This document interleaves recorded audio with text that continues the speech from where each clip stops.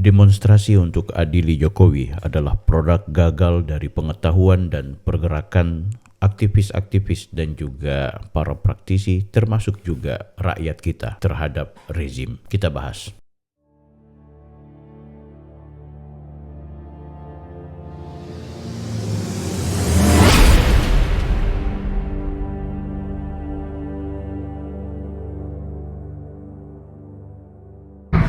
Tadi berangkatnya dari rumah sini. Tangkap Mulyono sekarang juga. Tahunya kalau Pak Jokowi itu munculnya dari partai politik, terutama dari PDIP. Padahal saya berani mempertanggungjawabkan 100% bukan dari partai. Di bawah pemerintahan Jokowi, ya, itu lebih mengutamakan kepentingan asing-asing khususnya Cina komunis. Justru tidak banyak memberikan perhatian kepada rakyatnya. Ya, antara lain Pak Jokowi akan mensukseskan yang namanya agenda jalur sutra, karena Jokowi sudah di bawah kendali oligarki kapital. Siapa itu oligarki kapital? Ya, oligarki kapital yang menjadikan Jokowi menjadi presiden itu oligarki kapital. Halo guys, Anda kembali bersama saya lagi, Bang Bill. Di video kali ini saya mau mengajak kepada Anda semua untuk kita lebih mengeksplorasi, mengetahui tentang bagaimana belakangan kita disuguhkan dengan gerakan dadakan, gerakan yang sebenarnya terlihat sekali sangat receh, yaitu pergerakan untuk mengadili Jokowi. Pergerakan ini diekspresikan lewat vandalisme dan juga belakangan ada demonstrasi yang terjadi di beberapa daerah. Bahkan tak tanggung-tanggung, aksi atau demonstrasi menuntut adili Jokowi itu terjadi di kota Solo yang notabene-nya merupakan tempat di mana Presiden ke-7 tersebut menikmati masa purna baktinya. Nah, untuk membahas ini, saya mau mengajak kepada Anda semua untuk mari kita telisik lebih jauh, kita pelajari lebih jauh apa substansi dari tuntutan adili Jokowi yang diekspresikan lewat vandalisme dan juga lewat demonstrasi.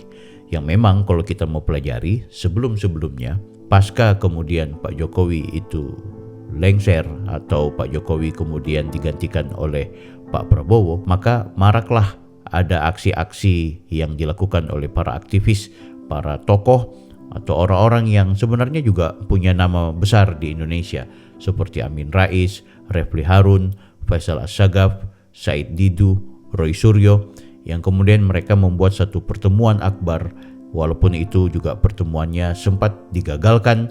Untuk apa? Tuntutannya adalah dalam rangka meminta agar Jokowi kemudian dialih. Alat negara, yakni kepolisian dan utama presisi, yang mana tugas kalian adalah mengayomi. Terima kasih telah menyambut kami.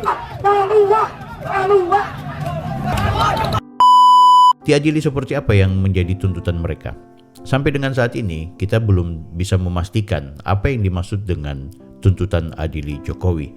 Apakah seluruh peserta atau seluruh masyarakat yang mendengarkan informasi tersebut bahkan ikut dalam bentuk kampanye untuk menuntut agar Jokowi diadili, memahami tuntutan-tuntutan yang mereka kemukakan, memahami apakah kemudian dengan adanya tuntutan itu betul-betul Jokowi pantas untuk diadili.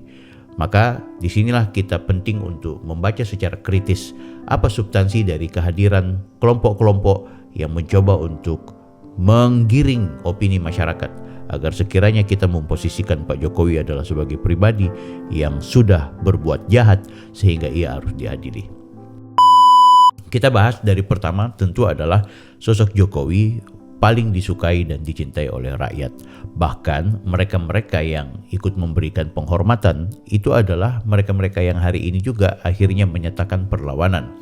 Kita tahu banyak orang-orang yang kemudian mengalami problem dengan Pak Jokowi ketika dia diberikan kesempatan menjabat di struktur kabinetnya Pak Jokowi, tapi ternyata banyak kegagalan yang akhirnya dipecat oleh Pak Jokowi. Orang-orang seperti ini masuk dalam kategori bagian dari orang yang akhirnya menjadi antipati terhadap Pak Jokowi. Nah, selanjutnya ada juga kelompok-kelompok aktivis yang katanya tadinya mereka sangat menghormati dan memberikan penghormatan, sanjungan, dan memberikan apresiasi yang begitu besar kepada Pak Jokowi. Belakangan mereka pun akhirnya menarik diri. Tapi apakah para aktivis ini murni menarik diri dari Pak Jokowi adalah karena bentuk dari mereka melihat ada pelanggaran yang memang dengan nyata dilakukan oleh Pak Jokowi, ini juga perlu dipertanyakan. Paling ujung-ujungnya adalah problem MK, ya, problem bagaimana kemudian Pak Jokowi selalu mendramatisasi keadaan. Itu juga ternyata sebenarnya kalau tidak ada suksesi Pilpres yang kemudian kalau seandainya Pak Jokowi tidak memilih Pak Prabowo dan Gibran, bisa saja mereka pasti akan tetap menghormati Pak Jokowi. Bahasa sederhananya seperti ini. Kalau kemarin di kontestasi pemilu presiden Gibran tidak ikut bertarung, atau kalaupun Gibran bertarung namun berada di pihak mereka, katakanlah Anies Baswedan atau juga dengan Ganjar Pranowo, bisa saja para aktivis-aktivis yang tadinya membela Pak Jokowi yang kini kemudian membenci, itu pasti sampai dengan saat ini pun akan mendukung Pak Jokowi. Sebenarnya jangan pernah menilai bahwa Gibran kehadirannya itu dinilai sebagai sesuatu yang merusak konstitusi, karena itu sebenarnya jauh api dari panggang. Sebab biar bagaimanapun sosok Gibran itu secara prosedur, secara konstitusional itu akhirnya diberikan kesempatan mendapatkan mandat untuk mencalonkan diri sebagai calon wakil presiden. Jadi sebenarnya kita salah dalam mentafsirkan kalau seandainya Pak Jokowi dari sisi ini yang kemudian dianggap sebagai orang yang melakukan tindakan kejahatan. Nah, saya juga ingin sampaikan, mereka-mereka juga yang anti kepada Pak Jokowi, itu tentu tidak bisa kita luputkan dari adalah kelompok-kelompok yang memang sampai dengan saat ini secara konsisten sejak awal itu anti kepada Pak Jokowi. Misalnya orang-orang yang tadinya memiliki eksistensi sebagai sebuah komunitas, itu kemudian di eranya Pak Jokowi tidak lagi bisa eksis. Seperti kelompok FPI, ya, kelompok-kelompok yang memang sejak awal anti kepada Pak Jokowi. Mereka ini adalah bagian dari elemen masyarakat yang memang sejak awal konsisten anti kepada Pak Jokowi. Tokoh-tokohnya juga seperti Rocky Gerung dan lain-lain sebagainya. Nah, guys, yang paling menarik apa sebenarnya yang dituntut oleh massa agar Pak Jokowi harus diadili? Ya, itu sebenarnya tidak ada kejelasan.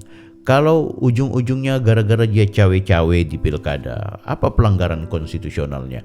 Kalau dia cawe-cawe di pemilu, apa pelanggaran konstitusionalnya? Dan kalaupun cawe-cawe yang dimaksud itu adalah kemudian mengintervensi MK, itu juga tidak bisa kita buktikan.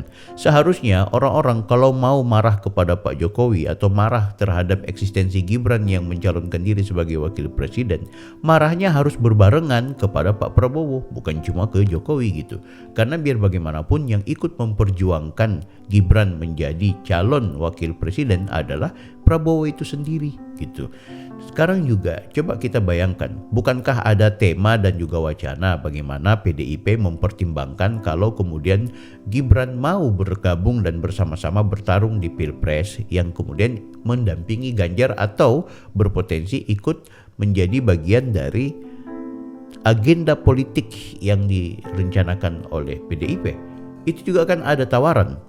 Ya, sehingga itu Mbak Puan pernah bilang, ya kita menunggu MK nih. Siapa tahu kalau MK memberikan kesempatan kepada Gibran jadi calon wakil presiden, atau bukan cuma Gibran ya, karena keputusan MK itu bukan untuk Gibran, untuk siapa saja yang berpotensi memiliki pernah menjabat sebagai wali kota, bupati atau gubernur, kemudian berada di atas usia 30 tahun, itu bisa jadi presiden atau wakil presiden. Hanya memang secara kebetulan momentum MK ini juga berkaitan dengan agenda adanya Gibran yang mau bertarung di wakil presiden. Kan gitu. Jadi sesungguhnya kalau seandainya Gibran ikut bersama dengan gerbongnya PDIP, bisa saja kemudian mereka yang anti kepada Jokowi itu kemudian menghindari dan juga tidak lagi bersuara seperti lantangnya hari ini mereka berbicara. Demikian juga dengan kelompok yang tadinya anak Abah atau Abah itu sendiri, Anies Baswedan. Kenapa? Karena Anies Baswedan juga pernah sowan dan pernah berkomunikasi untuk bagaimana caranya bisa saja Gibran dijadikan sebagai calon wakil presiden. Tidak ada menutup kemungkinan. Jadi seandainya juga Gibran dijadikan calon wakil presiden bersama dengan Anies Baswedan, maka suara-suara sumbang itu tidak akan terdengar dari kelompok Abah itu sendiri. Refli Harun, Amin Rais, dan mereka-mereka yang memang pernah mendukung Anies Baswedan. Guys, apakah kemudian eksistensi Pak Jokowi yang harus diadili hanya gara-gara korupsi yang diisukan, yang dikutip dari OCCRP tidak berdasar itu, kemudian akhirnya membuat Pak Jokowi harus diadili. Sekali lagi, tidak ada yang bisa kemudian mengadili Pak Jokowi kalau cuma karena isu-isu serampangan dan juga data-data yang tidak jelas. Oke? Bukankah kita ketahui bersama bahwa Pak Jokowi ini sangat dihormati dan mendapatkan pujian, mendapatkan apresiasi, bahkan di rumahnya beliau dikunjungi oleh banyak orang. Sehingga itu kita tidak bisa kemudian ikut terjebak pada isu-isu yang menurut saya justru inilah yang dimaksud dengan isu sampah. Bagaimana ada penggiringan massa, penggiringan opini untuk kemudian mengadili Jokowi. Apalagi yang kemudian dipaksakan bahwa seolah-olah Jokowi harus diadili. Semua cocok logi, semua dihubung-hubungkan, semua hal-hal yang berkaitan dengan isu-isu kontemporer, pelanggaran si B, pelanggaran si C, ujung-ujungnya itu dikembalikan bahwa ini adalah perbuatan yang dilakukan oleh Pak Jokowi. Nah, lewat video ini saya mau mengajak kepada kita semua, coba kita tingkatkan pemikiran yang jauh lebih waras lagi. Kita kemudian tidak terjebak dengan isu-isu miring serampangan yang kemudian dimainkan oleh kelompok-kelompok tertentu.